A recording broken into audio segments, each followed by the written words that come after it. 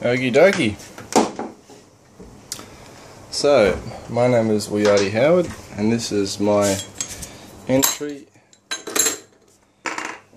for assignment 3. There's my student number. So what do we got here? We've got a coreless DC brush motor, or an air core DC brush motor that uses a bit of wood for the rotor housing. And I'll just measure these weights that I've lifted up.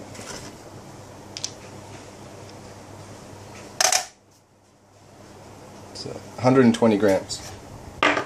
And just for verification of the height, that went from the axle or the shaft, let's just say about there, and that went all the way down to the ground. You can see it's about 41 inches, 42 inches, and that is 42 inches is 106 centimeters. There we go, so over 1 meter in a couple of seconds. I'll go through all the other setup that I've got on the bench here. So, what do we got? We've got a rewound microwave oven transformer to run at 6 volts, roughly. Then we've got a bridge rectifier. Then we've got this DC filter cap to smooth out the voltage. Got my oscilloscope hooked up to it. I've got an amp meter there. At 10 amps it creates 50 millivolts, that's 10 amp 50 millivolt.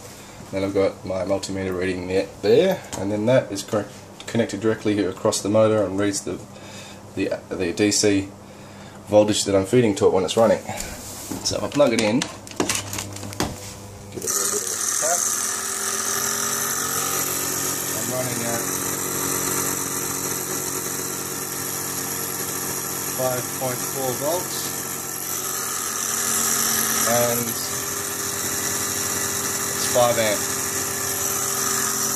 You can see the waveform here, showing you the crests, peaks and valleys, and that's on 0.2 of a millisecond. I'll calculate what the RPM is based on that later. So under load,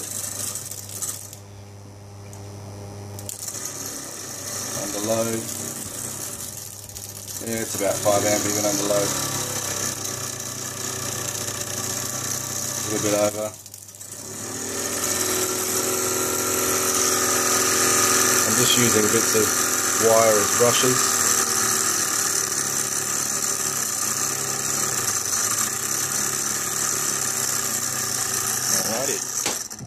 Nice and toasty. Let's pull it out and I'll show you what I've got here, how it's made. Okay, so there's 2 neodymium magnets there. There's the brushes directly connected to them, and this is my rotor. The brushes are made out of a 1-inch copper pipe that has been cut into 4 quadrants and then glued on and soldered underneath. So this coil here is connected to that brush, so that coil that runs that way is connected to that brush, and that brush there connects to that coil that runs that way. I've cut a shaft in half and bashed it into either end, and the core itself is made from a bit of wood dowel from a broom that I've used punches to cut out holes. I don't know if you can see it there, so that the winding can fit inside something. I wanted to create a steel stator, and I actually cut up several hundred pieces by hand, but because of the low power and the size of what I made, it wouldn't saturate. So that's my whole setup, and it works pretty good.